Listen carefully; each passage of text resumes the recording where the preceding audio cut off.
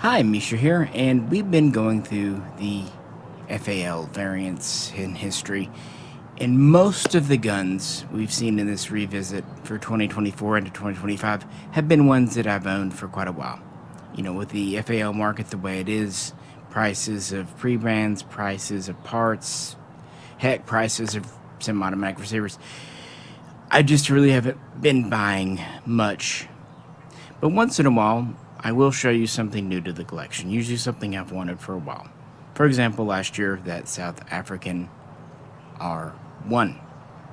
Well, today, based on the title of this video, and this might, at first, look like interesting, maybe STG 58 variant, early wood stock, but without a stole flash hider. But upon closer inspection, which you know we'll do because it's me, we'll see that a lot of the parts and features are very unique on this, and we'll actually discuss why they were added to the design or changes made. This is the Dutch, or Holland, for the Netherlands, FAL variant. Goes by a few names. My favorite is LAG, L-A-G, which is Lit Automatisch Geweer, close enough to it. It's, yeah, funny language. Or Het Lit Automatisch Geweer if you want to go into the light automatic rifle. Apparently that's more proper in Dutch. Or if you want to get a little more simplified, this is the Geweer Automatisch number 1, the GA1. And really this is the primary and almost exclusive variant that Holland fielded. And information on these, either if you're a clone builder or a historian, more like I am, is not easy to find. So if and when I get something wrong, I apologize in advance. Did my best to research. Please feel free to correct me in the comments though. Sincerely welcome that. Also, sincerely welcome if you would like, share, and subscribe. And if you'd like to help support us, check out the link to Patreon. With that, before we get into this unique FAL if you prefer, let's go back and kind of talk about what's happening in the Netherlands in the 1950s. Holland is fielding a very interesting, nearly eclectic range of firearms. Based around this, of course. The US M1 Garand in 30-06, or as known in Europe, 7.62 by 63 Springfield. Immediately after World War II, the cartridge and even the rifle were kind of a de facto standard with the young NATO alliance. And Holland would be one of the original members, joining in 1949, and we get Garands. They never produced them, they just got them from the US. And this was their kind of standard infantry, but not at all their only. They also had a large number of British Lee Enfield bolt actions in 303. In fact, more of those to go around. And interestingly, they had quite a few Uzis, far fewer than the two rifles, but you know, like squad leaders, that kind of thing, paratroopers, they would have an early Uzi from Israel. And on top of that, you know, you have a few handguns. You also have the 1918 A2 BAR Browning automatic rifle as their light machine gun thing. And, you know, whatever else. As you can tell, it's a hodgepodge. You can understand their desire, even if the guns that they had were considered very good by World War II standards, to standardize. But, you know, money's not infinite. And it wasn't an urgent requirement until the NATO alliance standardized on 30 light rifle cartridge that became 7.62 by 51 NATO. That occurred around 1954, and well, now the Dutch really need to do something. Plus, they have a couple of reasons. One, they're in Europe. You know, they experienced the Nazis. They know what happens there. On top of that, they're in an area where if the Russians come rolling through, well, they're in the path. And they have colonial interests around the world, including fighting Indonesia. Yeah, there were like little brush wars and conflicts against Indonesia from the late 50s into the 60s. And in some ways they were outmatched, outgunned by them because they had things like leftover Thompsons and grease guns. Also, the at the time new Russian AK. So, adopt the FAL, right? Pretty logical progression. A lot of folks that had the Grand jumped from this to the FAL. Well, not so fast. There's a very interesting wrinkle, and its name is Samuel Cummings. Yep, the Armalite AR-10 enters the chat. Eugene Stoner joined around 1955, and even though he's really credited with the AR-10, AR-15, his main contribution is the gas system. Gotta give some credit to the actual rotating bolt, to my man Melvin Johnson. He's an unsung hero. Check him out. I really like his story, and yeah, good stuff. I owned one of the Johnson rifles for a long time too. In 1956 and into 57, Armalite would make less than 60 so-called Hollywood models of the AR-10 in California, Hollywood, before they moved to Costa Mesa. They were a design innovation bureau. They never had the factory or even desire to large-scale manufacture. They were, by the way, owned by Fairchild, which actually explains why they had such a good connection with the aerospace industry, alloys, polymers, fiberglass, lightweight but strong stuff. Yeah, they basically would come up with designs and then sell them to other makers to produce. And on July 4, 1957, well, they would go to the Netherlands. Artillery Inrichtingen, which was a state-owned, government-controlled arsenal, actually that had been in operation 100 years before the U.S. was even founded. Yeah, it goes back to the 17th century.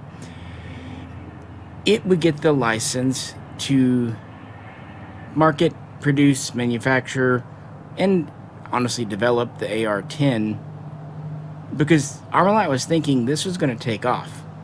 It was honestly too late for the trials that would select the M14 in America, but it was a revolution forward from a more traditional gun like the FAL. It's lighter.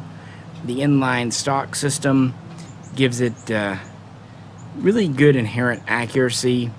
Modern drop-free mags that we all know and love today, and built with modern manufacturing techniques. Modern then, honestly still modern today. It just shows you how advanced these were. Now, the original AR-10 here internally is not like the AR-10 you know today, which is just an upscaled AR-15. Now, these original 7.62 NATO guns really were mechanically different, especially like in the trigger group and stuff, but that's okay. I still love the trigger style charging handle. Now, this is the so-called Portuguese model, more properly known as the NATO model. It's really the third major iteration. Yeah, when Fairchild Armalite licensed production to AI in 57, it was for 5 years, and they were expecting a big deal. And I mentioned good old Sam Cummings, lately of JFK file fame. Yeah, if there was an arms deal going on in the 50s, 60s, 70s, Sam was involved in it some way, somehow. He kind of facilitated the deal, and he actually had a good first order going for this gun. 7,500 were going to be bought by Nicaragua. one small detail. They actually had to pass testing and trials, and they didn't. The early first generation, right after the Hollywood guns, the first ones to go into production, the so-called kind of Sudanese style, even before those, were very lightweight. Fluted barrels, and even early on, they had hybrid barrels, some of them, where it was like an alloy outside and a steel liner inside. More than once, those barrels burst, and that's what spoiled the Nicaraguan contract. Nevertheless, the next year, the first actual contract for Sudan, which was 2,500, would get delivered, and this would be the first kind of production model of the AR-10. And these were made at Artillery Inrichtingen, AI, under contract from Armalite. Again, Armalite doesn't have facilities to make more than just tool room prototypes. So that's a good progress, and they're starting to see the first advances in this system here, this rifle. Next is Cuba. Batista. He orders 100 samples of the AR-10 in 1958, and this is the next update. They do further work on the barrel, and for the first time, the Cuban model features a detachable kind of clamp-on style bipod. If you know the later M16 bipods, it's not identical, but, you know, kind of the same concept. Well, you know, Batista's life and rulership was not long for this earth. By 1959, Fidel came in, and he really liked the AR-10. In fact, him and Cummings, I'm not going to say there weren't talks about maybe trying to keep this deal going, but ultimately, you know, that fell apart, and sanctions, embargoes against Cuba, West versus the East, communism, Cold War, it happened. So the Cuban deal was quashed, even though they offered a better rifle. That would lead to this model here. The main improvements, it has a heavier, sturdier barrel. It has a new 3-position gas regulator, gas system for launching rifle grenades and adjusting it. They went from an open 3-prong flash hider to a closed-in one. They went to a new charging handle with forward assist built in. They strengthened the bolt lugs. They strengthened the last round hold open catch.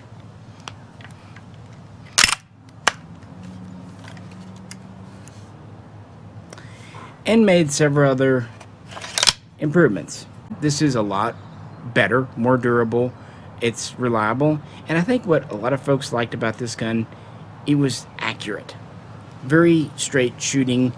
It's one of the few 7.62 NATO guns that potentially could be viable on full auto. I don't think really any of them are, especially with the 20-round mags, but it's a lot more controllable than, say, the FAL, frankly, thanks to its inline design, buffer system, and just, you know, balance. On the other hand, it is lighter. Now, I will say the original ones started off well under 3.5 kilograms, not much over 7.5 pounds. By the time of this model here, we're right at 4 kilograms, you know, unloaded and all that stuff. So we are putting on weight. We're still pretty good on the whole length thing. It's about 105 centimeters, so 41 inches and some change. Barrel is about 20.5 inches. It does mount to bayonet. Again, firing standard cartridges, all that good stuff. So this, you know, met with U.S. approval, but they've already adopted the M14, and frankly, the AR-15 is already kind of coming into its own by this point.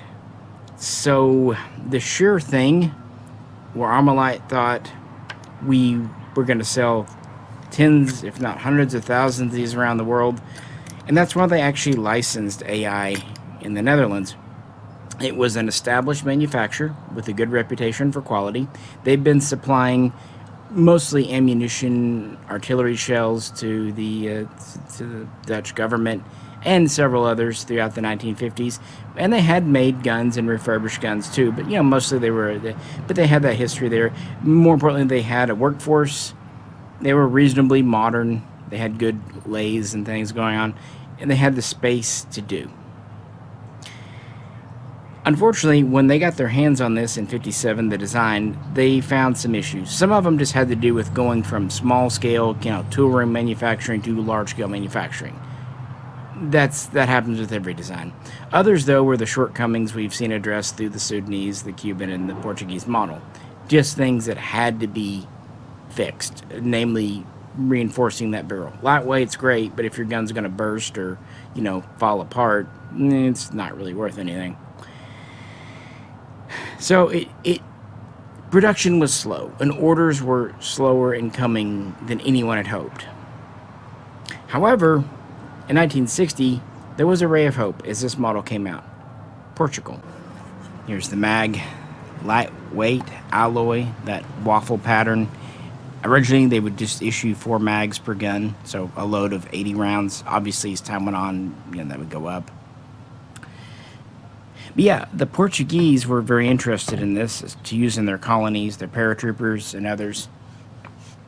And after trying them out, they placed an order and acquired several thousand. In fact, pretty much the bulk of AI production went to Portugal. So things are going all right until the Dutch government embargoes Portugal for their colonial activities. So right as they're finally getting a decent customer, they end up shipping them for 5,000 guns. We don't really know, but more than they had any one other person. It gets cut off. This annoys AI. This really annoys Armalite Fairchild. Now they're still, they have more than 2 years left on their 5-year contract, but it's already clear that Fairchild at this point has no interest in renewing it. To be fair, Fairchild is kind of losing patience with Armalite in general. This is times change. This is right after they sold the AR-10, AR-15 stuff to Colt in 59. I digress. The only reason I'm mentioning it here and now, with the adoption of 7.62 as a standard NATO cartridge, the 22mm rifle grenade is standard NATO, all this stuff. Again, the Netherlands need a standard gun to replace, more than half a dozen other guns in at least 3 or 4 cartridges in service. They're having trials. This is the clear favorite, the AR-10. It's thought, it's 3rd, 4th generation. It's made at home at Arteria Inrichtingen. So it's not a domestic design, but it's made domestically. And it should be able to suit all of our needs. Give this to paratroopers, it's light enough, it's accurate enough for standard things, and it's, relatively modular. And it can launch rifle grenades, which, as we'll see, is very important to them. These trials are the last hope for the Armalite AR-10, and really for AI, at least as far as military contracts. Why did the cutting edge, domestically made, favored gun lose out to, honestly, a gun built with pre-World War II technology, classic know-how, and it was obviously not the favored? And this would have been a good contract. In the 60s, the Dutch armed forces had roughly 100,000 active soldiers, and a few tens of thousands more reservists that they could call upon if the balloon went up. Now, I do have to mention, because it is important, they did have conscription. So most of these soldiers, while they were serving, there was high rotation. They would come in for 18 months, do their tour of duty, and then go back to civilian life for the most part. So while there were some professionals, the majority were just in and out. And this is actually very important for the terms and requirements of these trials. And oh my goodness, did they have a lot of them. I'm not going to say they didn't look at other designs, but in 1960, 1961, these were the 2 contenders. The FN, FAL, the LAR if you prefer, versus the AI-produced AR-10 NATO variant. The basics are to be expected for these trials. Fire 7.62 NATO. Use 22mm Stanag rifle grenades. They wanted both anti-tank and anti-personnel. Select fire, so semi-automatic and full automatic. Feeding from detachable 20 round. They actually specified 20 round box magazines with a active, easy to use bolt hold open device, facilitating quick reloads. By the way, the mags needed to be able to be either reloaded by hand or using standard NATO stripper clips. Reason why, look at the Grand they were just coming off of. Can you easily load an en-bloc clip for the Grand by hand? Not really. Can you do it? Yeah, sure. But if you've got a clip with 4 or 5 and you want to top it off, try doing that in the field. Yeah, so I get what they were going for there. Where I really start to see them kind of leaning for the AR-10, as I said, this is roughly 105 centimeters. The requirement said it needed to be 110 centimeters or less. As I said, the final version here weighed at 4 kilograms. Honestly, just a hair over, no mag, no bayonet, no sling. Well, coincidentally, the trial said the gun needed to weigh no more than 4 kilograms. They also laid out your usual accuracy standards. 300 meters with iron sights. They also wanted 600 meters with a scope. We'll talk about that in a minute. They wanted 400 meter range with anti-personnel grenades and at least 100 meters with anti-armor, anti-tank grenades. You can see where they're putting their finger on the scale a little bit, and I don't blame them. I like the AR-10. It's really cool. They also specified it needed to be able to be easily manipulated with gloves, disassembled with little or no tools, which, again, you know, at least for the basic field maintenance of the AR-10, AR-15, yeah, you don't need that. Oh, and if it had a gas system, because, you know, there is the SETME and G3, so they don't technically have gas systems, but if so, it needs to have an adjustable gas regulator. Again, rifle grenades. Also using, you know, different ammos. One good thing I think they did in these trials, they tested not just their 7.62 NATO ammo, they tested American, British, Swedish, German-made, probably Italian too. Another interesting thing is the sling swivel arrangement.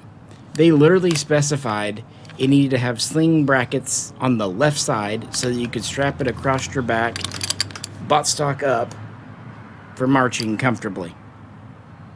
Okay, seems a little specific, but yeah. They also specified the material of the furniture, although they were pretty flexible. It could be wood, metal, rubber, polymer. I don't know what else. I guess not Play-Doh. Interestingly, they also specified it needed to have a carry handle.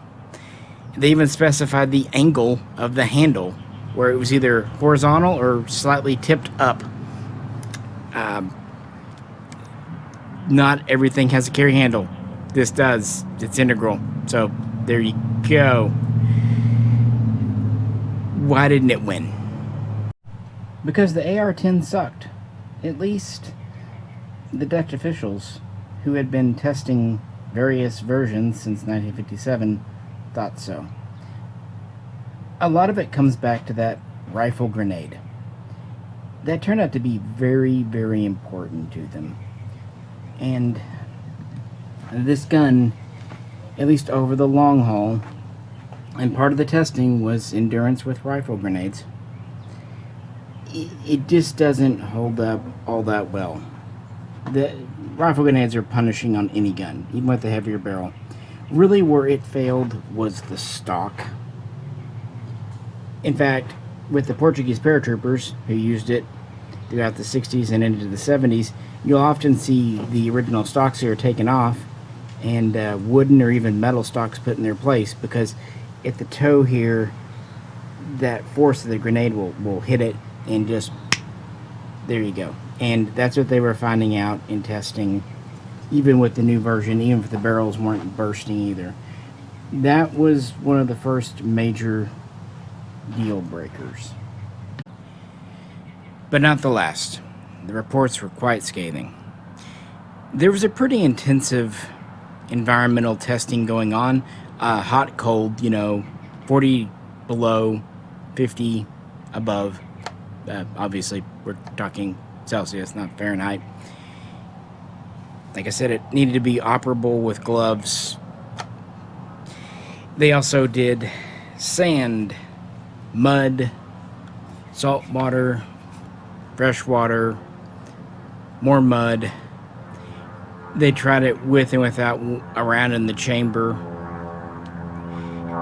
And on top of that, there was just kind of long-term endurance. And they had a regiment of firing 15,000 rounds per test gun. Now, they wouldn't just, sit there and mag dump, because anything's going to melt down at that. But they would fire roughly 100 rounds, let it cool off, inspection every so often, and then go. But, it needed to make it 15,000 rounds. In fact, they said that the barrel needed to make it 15,000 rounds without any major wear, tear, or decrease in noticeable accuracy.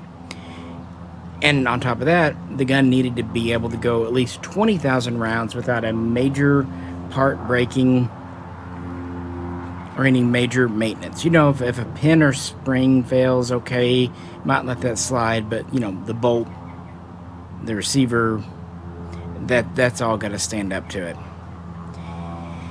And that's where the AR-10 just wasn't quite up to snuff. Part of it was just the manufacturing of the day and time, the fiberglass and the aluminum alloy. To be fair, by this point, the AR-10 did at least get a chrome-lined chamber, although I don't believe it ever got a chrome-lined bore at this time. But I think it was mainly that furniture. It just was not holding up. Not like traditional wood, good old-fashioned walnut. These are the metal handguards. This is just a traditional gun. A forged receiver, type 1 at this time. Traditional barrel. And the FAL is just a mature design by 1961.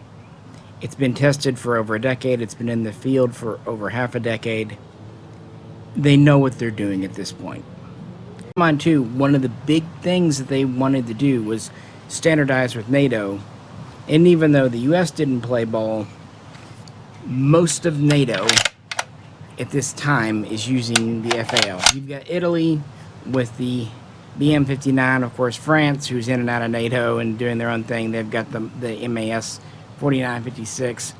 This is really before the G3 and SETME, mainly the G3 because the SETME was kept inside Spain, hit the scene. So right at this time, this is the safe bet. They know how to make them. It passed all the trials and testing. And it mostly did what they wanted. Although, in the end, when they accepted this over the AR-10, they did have to stretch a few points. It's a couple of centimeters too long, roughly speaking, about 113. But where it really gets, it's too heavy. This is easily 4.3 kilograms unloaded. So, well past their allowance. Now, one thing, that allowance with the AR-10 did not take into account a grenade launching device or system. They were kind of able to fudge it with the FAL, saying, well, your grenade launcher is here. It's attached to the gun. So part of that weight, even though this is not adding that much, is in the gun. So if we kind of squint, we can excuse it. It was acceptably accurate, although the AR-10 was still more accurate. But the flip side was, it was gonna last. So yeah, 1961, they went with the Fabrique Nationale, LAR, the 50.00 model as we know it. So 21-inch barrel, standard. And originally, these would be built in Belgium to the Dutch specification.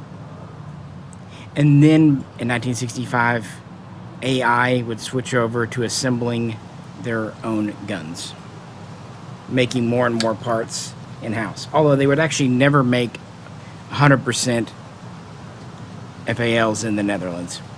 This also spelled the final nail in the coffin for the AR-10. Again, Fairchild, Armalite, they're upset. AI has essentially halted production already. The Dutch armed forces are kind of over it. Portugal, who was the only one who really seemed to like them, they're embargoed. It's over for the AR-10, sadly. So, what makes a Dutch FN-FAL? This is at the beginning. It might kind of look samey at first, but appearances are deceiving. For comparison, I brought out one of my favorites. A lot of you like Imbels out of Brazil. That's great. I always just been a fan of the Argentinian, the FMAP guns. So this is my standard Pre-Ban 5000. Both have a 21-inch barrel, standard weight. Both actually have bipods. Both are, of course, chambered for 7.62 NATO. Both take the same metric magazines. This is, of course, on a Type 1 DSA receiver. Originally, of course, it would have just been a Belgian Type 1. This is on a Type 3 woodstock polymer, but, again, metric, so nothing really special there. And generally speaking, similar muzzle devices.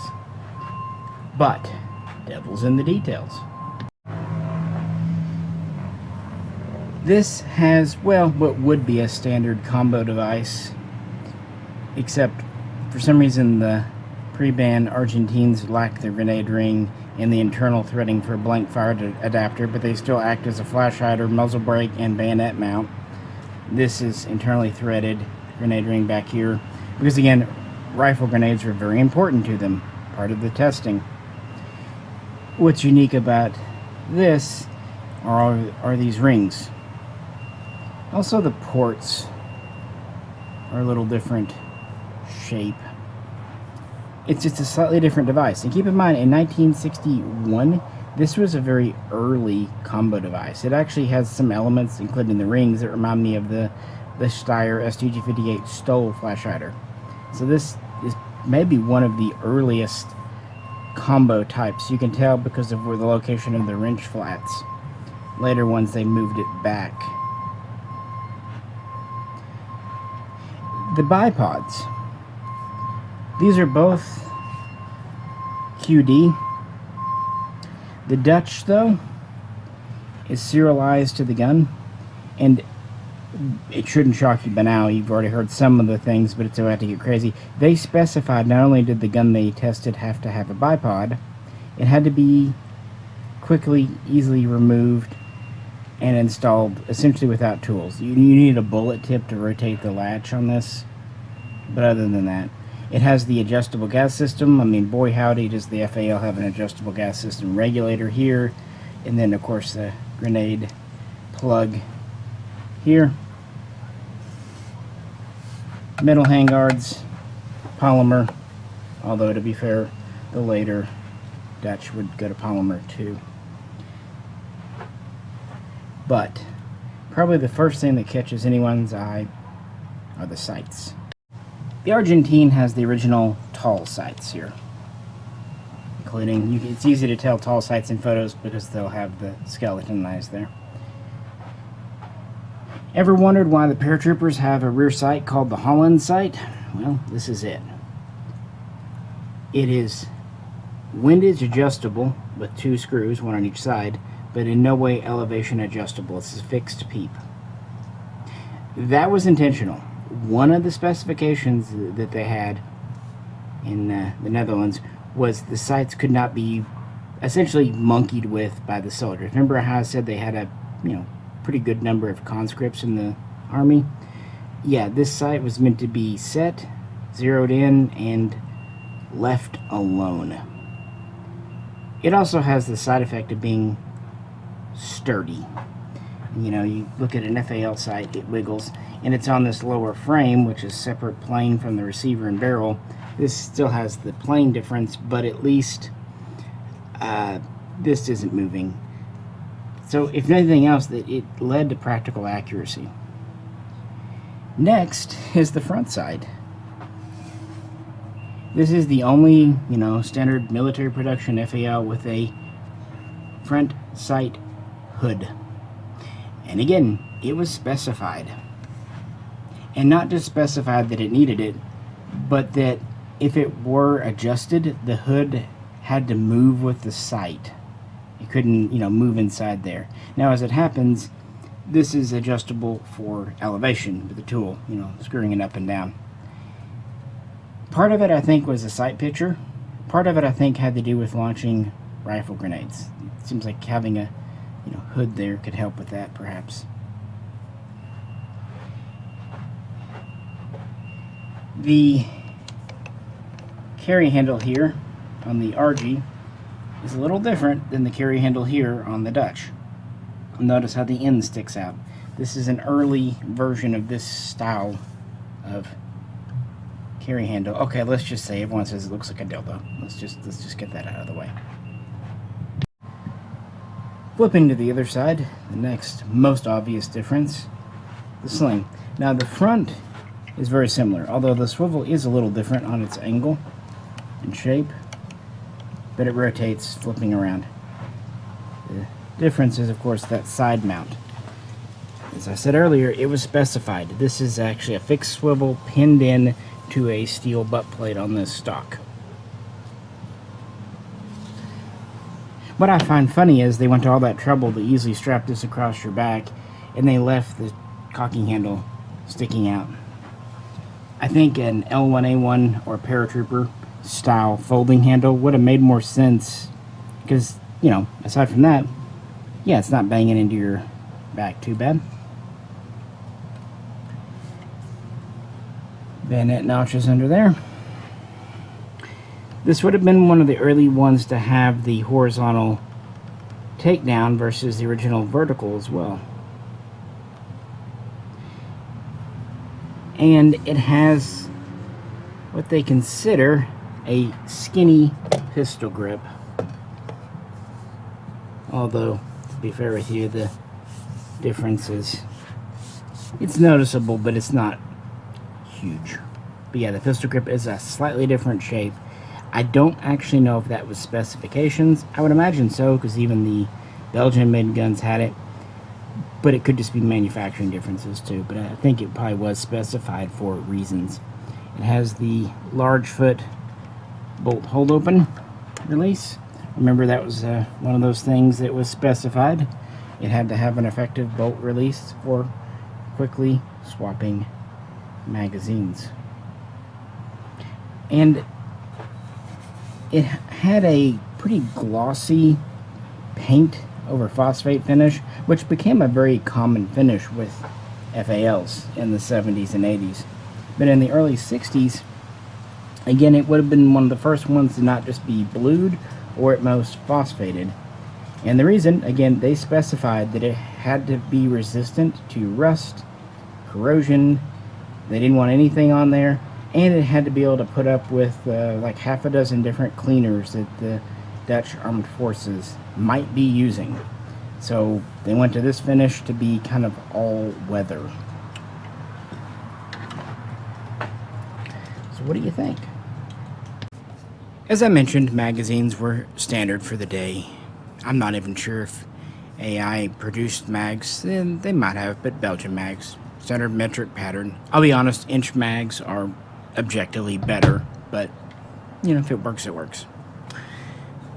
But I took it out, because YouTube, because the mag catch is the next kind of really identifiable part. If I, you know, I don't know if I can show you on camera, really, but It's buried in here, so it's well protected. It's not going to get accidentally hit. In some ways, it kind of reminds me of the L1A1, but instead of kind of wrapping all the way around, it's just this large pad here. It is much easier to hit while still being very well protected compared with the original. As I said earlier, part of having the bolt holdback was they wanted fast, easy mag swaps, mag changes, and easy to actuate, but also, you know, easy to not hit. Catch is, you know, one way of doing that. Another identifiable bit kind of goes back to the easy disassembly with either no tools or very basic tools. The takedown screw has this, what appears to be an asymmetric slot in the side. That's actually for a coin or a flathead screwdriver, where you can put it in there and unscrew your pivot pin and, you know, take the gun apart.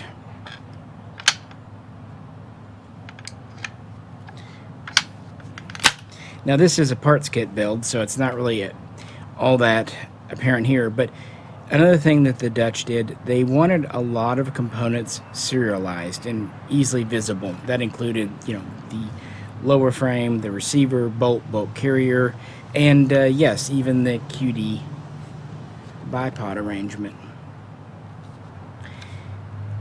And as I said originally, they came with these sheet steel handguards, but they're not the same as a G1, not the same as an STG. They have these small bumps here. In fact, when I first picked this up, it's one thing I kind of zeroed in on, and they're only on this side. That's actually a travel stop for your gas regulator, so it doesn't, you know, doesn't just spin freely. It's a really simple but good idea. Again, another part of trying to conscript proof, or jarhead proof if you're in America, the gun. So you see a lot of thought that went into this, and I don't know if everything was from the Netherlands or if FN had some ideas. What's interesting to me, and it's, you know, chicken and the egg, but some things like this new pattern of carry handle, this style of muzzle device, less the rings, this would have been one of the earliest major contracts I could think of to have those. So it makes me wonder, just like how with the German G1, the short sights were carried over for pretty much all metrics afterwards, except for those Argentines, if they thought, hey, it's a good idea.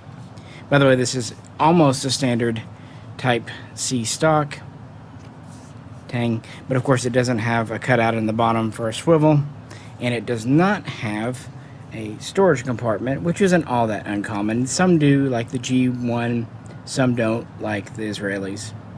But one thing they requested, it wasn't a requirement for once, it was just like, you know, it would be nice if you could store an oiler on board the gun. And they did, in the pistol grip. Now, today, a lot of your newer pattern FALs, 70s, 80s have this. Once again, this, to my mind, would have been one of the earlier versions of this to have this grip. By the way, because this is a slightly skinnier grip, I did have to kind of go through my oilers and find one that would fit in here. It is a snugger fit, so you can really tell that on the inside. But yeah, in here is a small oil reserve or grease reserve, and then you can store a small cleaning rope and even bore brush for, you know, a little emergency tool. You get a lot in there. One other feature that this doesn't have, because it's a semi-auto, you know, in America on a DSA receiver, but the bolt group had an interesting secondary out of battery safety. You know, there's always what's called the safety sear in an FAL down here, but the bolt had an additional one, and I don't know much about that because I just read about it. So those that can see pictures, you know, you can one-up me there. Speaking of the fire modes, though, here.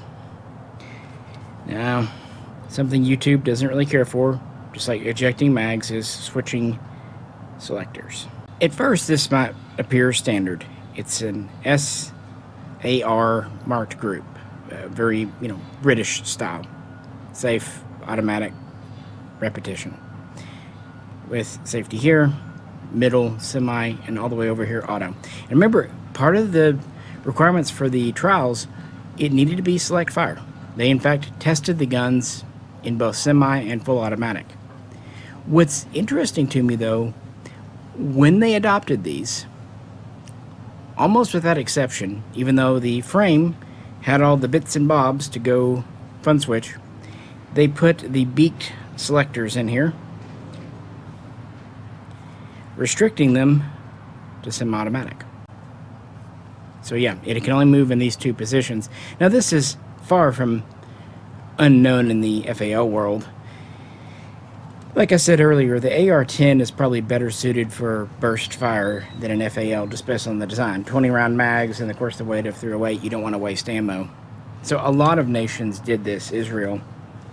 But it's interesting that the trials expressly said select fire, but then when they actually went into production and service, they went to semi-automatic.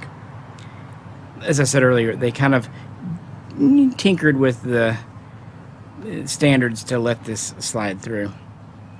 But in theory, if you remove the selector, you could go full auto. Not on this gun, DSA semi-automatic upper, but on the military guns.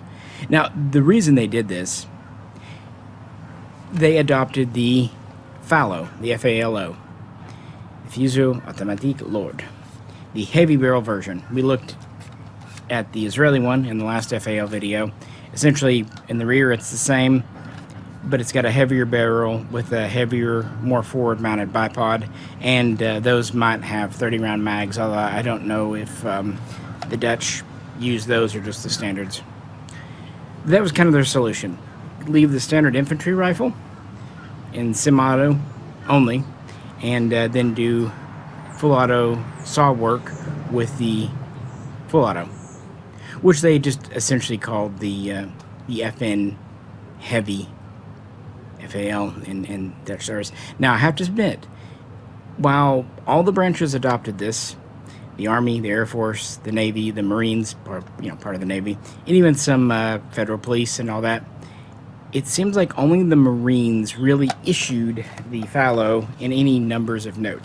And for what it's worth, it was the 5042 model, so it would have been with the wood buttstock. And it did not have the unique Holland rear or front sight. The pictures that are out there just kind of show them as standard FALOs. I would imagine they only had a few that they ordered. It wasn't enough worth, a special order, so they just took the few hundred they needed. Again, one branch of a relatively small armed force needing them. The rest stuck with this. With that, what about accessories? You could consider the bipod an accessory. I thought about removing it, but I'm feeling lazy. The sling, this is at least one of the correct slings, pretty standard. Earlier ones seem to have used kind of the infield nylon canvas web sling, that thing. This is still pretty short. I don't know what it is with FALs and short slings, and I'm not real sensitive to super short slings, but this one at least gives a little length. Those infield types on these, unless you get like the L2 or C2 version that are longer, they are super short. That's one reason I like the leather sling on that Argentine. So that's one thing. The pistol grip oiler we talked about. The mag pouches were just standard kind of Belgian 2-pocket. And the bayonet, while they did make a version in the Netherlands, it was pretty much just standard Belgian, and I'm sure the early guns just shipped with standard Belgian. And this would have been the early days of the Type C. And I don't think I'm going to blow your mind when I say that part of the trials were that they specified the weapon had to be able to accept a bayonet. In fact, they gave like maximum loud locations from various points on the gun that it could be. They specified that it had to be a dagger blade roughly 6.5 inches. I think this is a little shorter, more like, well, it may not be.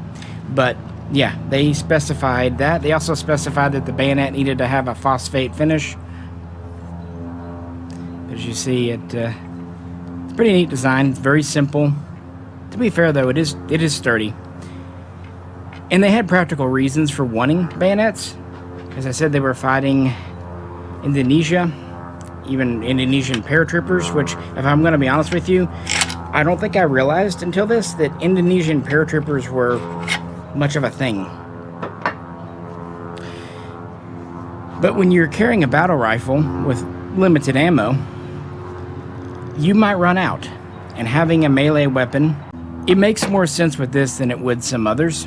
Like a bayonet on a submachine gun, maybe not quite as useful.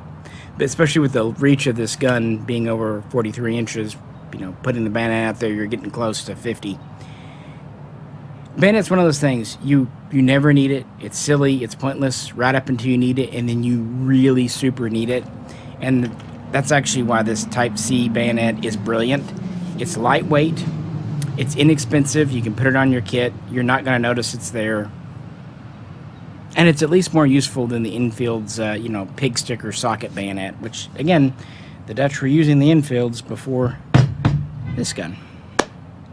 So, there is one other accessory worth talking about, and one other sub-variant-ish of the Dutch GA1. You thought we were done with it. Not quite. Even as the Grand aged out, they were still kept in squads for rifle grenade launching. Well, the FAL takes care of that. But the M1D variant was kept around as a DMR. And not a bad one, although the on-block system meant the scope had to be kind of creatively mounted. And to be fair, this is firing 30-06 still, so it's a, non-standard. They really wanted the ability for their new rifle, any of them, to be mounted with a scope. So not one that just comes out of the factory as a DMR, but, pick any rifle, scope it.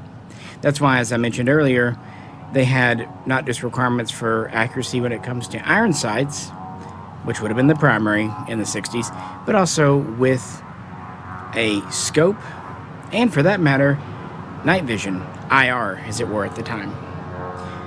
And this is where the AR-10 gets a little bit of its own back. Tiny bit. I'm talking, of course, about an optic, a scope. This is not a Dutch optic. This is what might be an Argentine or some other copy of the Belgian style, at least one of them. For some reason, I'm not a big expert on optics. But yeah, both FN and Artillery Inrichtingen submitted attachable, detachable scopes. And they actually went with the model 1962, meant for the AR-10, and adapted it to work on the FAL. So that's kind of where they got it.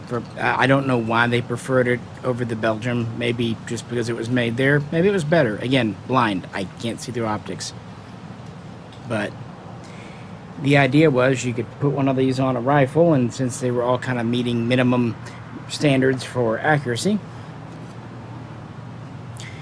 you would at least get out there to 600-700 meters, which isn't too much to expect out of 7.62 NATO. And touch someone. I should also mention that they would usually take advantage of the QD feature of the bipod and take it off for the DMRs, so you didn't have that clamped onto your barrel goofing up the harmonics. They also specified that the bayonet, when attached, had minimal impact on the point of aim, all that good stuff. Back to our history. 1965, AI is taking over from FN. Now, since the FAL was adopted by the Dutch, FN had shipped a little over 26,000, give or take. Now, this is one of those areas, getting numbers on these is almost impossible. But it seems like roughly 26,000 were FN made, but they were made with Dutch specifications. So the early ones would have just had FN proofs, but the Dutch style components, special parts, what have you. AI would start making some and eventually transition over in the late 60s to making almost everything except two things I'm aware of. Maybe there's more, but they never made complete receivers. And as far as I know, they never went away from the Type 1 either to the Type 2 or Type 3, but they might have done some late Type 3s, like Steyr did. They also never made the bolt itself. Kind of interesting. The bolts initially came out of Belgium. That said, AI parts have a T proof stamp or mark. So you think if you find a T on a part, it came from AI. Very well could have. However, also keep in mind that parts that were brought in on like refurbished FN rifles would also get a T. So there are plenty of Belgian parts with the T stamp as they went through refurbishment, repair, or even parts that they were using that originally came from Belgium and they did final assembly. So T is a good sign to say that it definitely went through Artillery Inrichtingen, but you can't say just because it has a T it came from Netherlands. Could be Belgium, could be both. This was the original version, and the wood buttstock seemed to be pretty popular. It's a good length, it's longer than the Israeli, nice and solid. It's got some good heft and balance to it. This is not a light gun at 9.5 pounds unloaded. But these sheet steel handguards, look, they weren't a bad solution for the 50s. They tried wood with the bipod, it was too thin. Polymer wasn't where it needed to be yet, unreinforced. But by the 60s, polymers coming into vogue. This is why first the wood pistol grip goes to polymer, then the wood carry handle goes to polymer, and why the metal cocking handle goes to polymer. So with FN production guns, well, polymer will follow. And I don't know exactly when the Dutch guns got polymer handguards, and I don't know how many of them actually left the factory with them. It seems like most of them got them for repair refurbishment. And these are not them. These are some weird, funky US-made handguards that are probably worthless, but they're kind of cool. And I brought them out because notice how the polymer goes all the way out here instead of the metal cap. That's not too dissimilar to how the unique Dutch polymer handguards looked. And by the 80s, when they could, they would replace the metal with the polymer, and that seemed to have been a very popular thing. That said, the wood buttstocks hung around, except in one specific case. They would go to a polymer stock, not too dissimilar to this, but of course with unique Dutch touches, for the Navy. And I would imagine sometimes the Marines got them too, because, wood, salt water, makes sense. And you can see what I'm talking about on this RG. It was feeling lonely, so I thought I'd get it back out. You see the metal cap for the handguards here. The Dutch handguards were different. They still have the stop for the gas regulator too, so you wouldn't over-rotate it. So that was kind of the one sub-variant of note, but again, kind of like with the Marines, Fallows, pretty small number. Most of them, even if they got the polymer handguards, retain their wood buttstocks. And when did production end? First, AI seemed to have turned out roughly the same number of guns as FN, so a little over 26,000. Let's be generous, including trials guns, maybe the Fallows, say they had 53, maybe 54,000 guns. Not enough for the entire armed forces, like I said earlier, roughly 110,000 in the 60s, but enough for the frontline troops. Some guys retained their Uzis and other guns. Fun fact, during the early stages of planning for the trials, they actually looked at doing a folding stock or takedown version, a more compact version of the gun, be it the AR-10 or FAL, for paratroopers and others. Then they never even tested them. They just kind of gave it away. Instead, they said, you know what? paratroopers and others needing a light compact gun, keep an Uzi. Yeah, okay, 10-inch barrel, whatever. So I find that kind of funny that instead of going to a para, they just kept Uzis for that purpose and a few other things besides. So yeah, that's roughly the production numbers that I've been able to come up with. If you know better, please, sincerely, let me know in the comments. I can tell you though that Artillerie Inrichtingen went out of business in 1973. Well, sort of. Remember how I said it was a government-owned state? It was broken up into two divisions in 1973. And the defense industry, the arms industry part, was known as Eurometal or Eurometal, or I don't know. It's got two A's in a row. I didn't know you could even do that, but Dutch is an interesting language. It does not appear as if they turned out many, if any, brand new guns after this, but they absolutely were refurbishing and replacing parts and making handguards and other things. I'm sure mags, you know, whatever else might have kind of gone haywire over time. So they were still servicing the guns, but I don't think they were making new ones much after that. And if you consider FN built the first batch in, you know, 4-ish years, giving them 8-ish years, maybe 9, to build their half is more than reasonable. This is not an inexperienced factory. They did have a few early teething problems, as anyone does, but once they were up and running, even FN said, hey, look, these guys are making guns at least as good as we can, maybe even better. So their quality was absolutely up to snuff. And I think Argentines are too, so I really like it. I will also mention that in 1983, Eurometal really got further away from the arms industry, doing the bare minimum, and really got into the auto industry and farming industry. I mentioned earlier, 20 years, they were already kind of looking to, and then they were bought out by Rheinmetall of Germany. And after the end of the Cold War, that was pretty much it. In fact, the factory was officially shuttered in 2003, and those buildings today are a national museum. The AI name was bought by a totally unrelated company, kind of like, you know, Springfield Armory here. And they're still nominally in the defense industry within the Netherlands, but I have no idea what they're up to. My point is, by the 1990s, they lost their arms factory, essentially. And, well, the FAL, to everyone's idea, very nice gun, but as I said at the beginning of the video, this was pre-World War II tech. Even when FN went to things like the cast receiver, by the way, Argentina never did, it was still an expensive gun to produce with the cost of labor in Europe at this time, especially with the Cold War budgets dissolving. So, with that, and of course going from 7.62 NATO to 5.56 NATO in the early 90s, Holland started looking to replace it. See, I told you I couldn't find much research on this gun, so sorry the video's so short. In the 90s, they knew they needed to go to 5.56.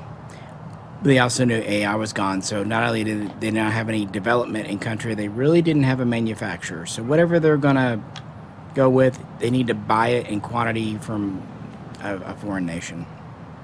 And they really look at what's going on at the time. From the US, they look at the M16A2, which is still the current. This is a few years before the M16A4 or the M4 are released. From Austria, they look at the Steyr AUG. It's a pretty hot commodity. They don't look at the FAMAS, but they look at the British L85A1, I guess just to make sure the AUG looks really good. I laugh, but you know, it's especially the A1 was kind of a thing. Interestingly, from Spain, they look at the SETMI L. Yeah. And from FN, quite reasonably, they look at the FNC. And from Beretta, they look at the recently adopted AR-7090. Personal favorite of mine. They didn't check out the Swiss guns, though. Maybe a little out of their budget. And this is really before the G36 comes around in Germany. And obviously the G41 didn't appeal to many people, so there you have it. But in the end, they went with our neighbors up north, the Mishaco, later Colt Canada, C7 series, also the C8 carbine. And they selected that family in 1995 to replace the FAL, various submachine guns like the Uzis, some light machine guns. Interestingly, the Netherlands were one of the few places that actually adopted and issued a version of the M16 LMG, the LSW, the SAW. It's kind of neat.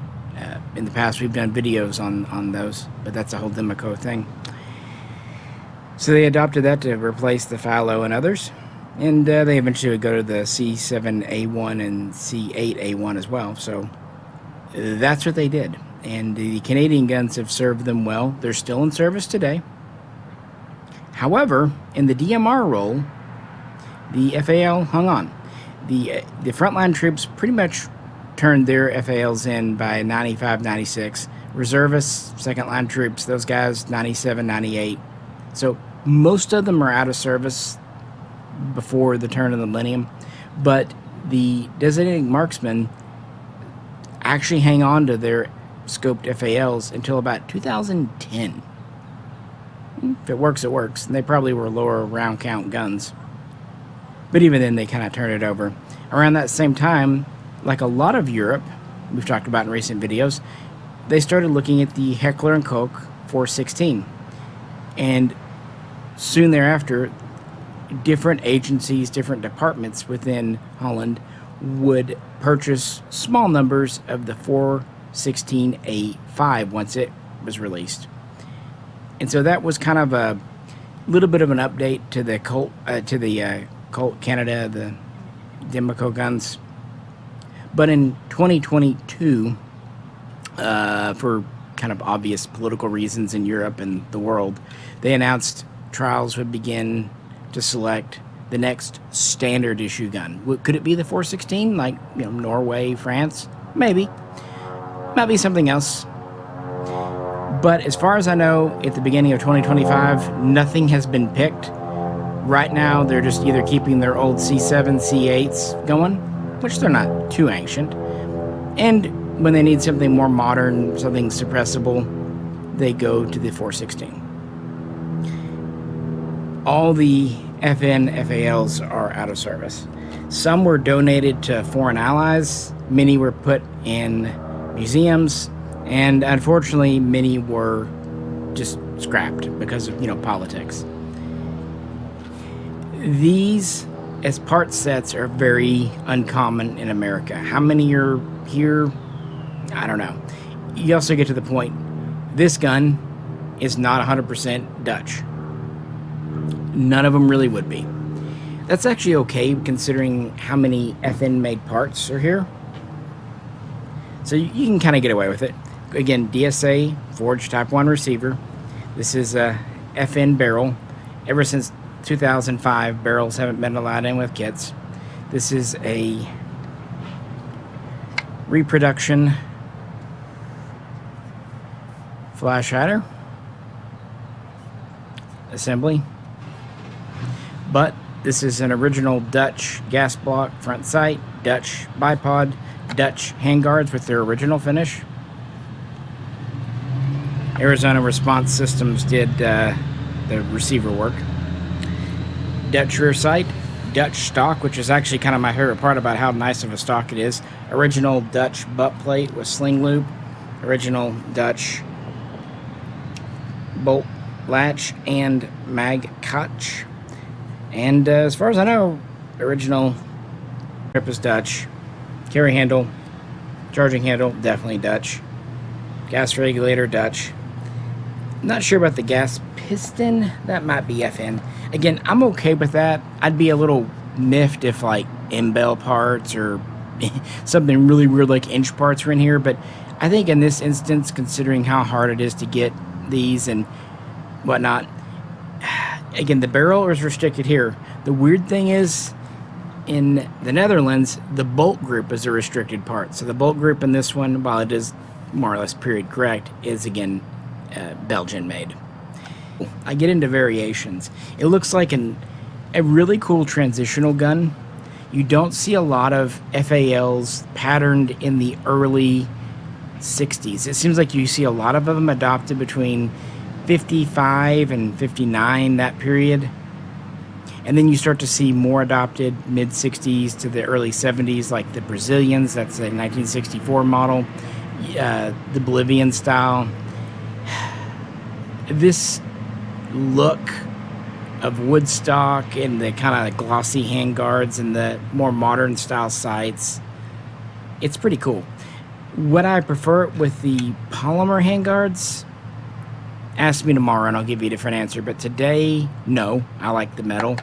But I do think the Dutch polymer would be a really cool look. And I've always been a sucker for that kind of Belgian M1, M2 look where you have the early style polymer textured handguard with the late style Woodstock. I just think that they're really, this is just more of a history record because as of recording this, there are no videos on YouTube at all of Dutch FALs. I was really surprised Forgotten Weapons or Larry Vickers didn't do one,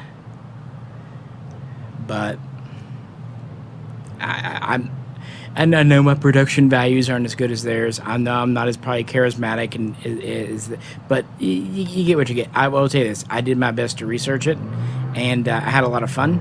And I'm hoping that at least comes across in the video that I had a lot of fun doing this.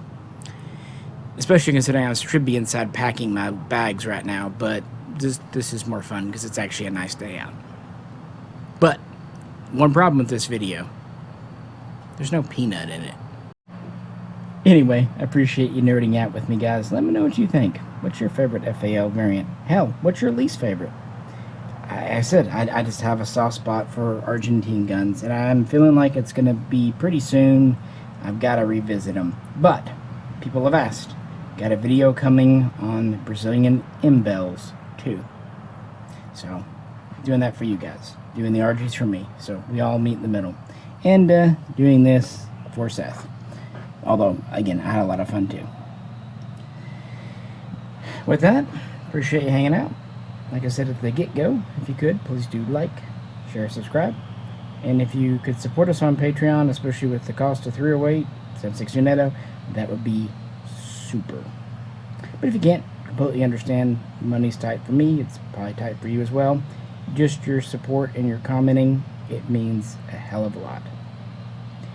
This is Misha, also on behalf of Peanut, and we'll catch you very soon at the cabin next time.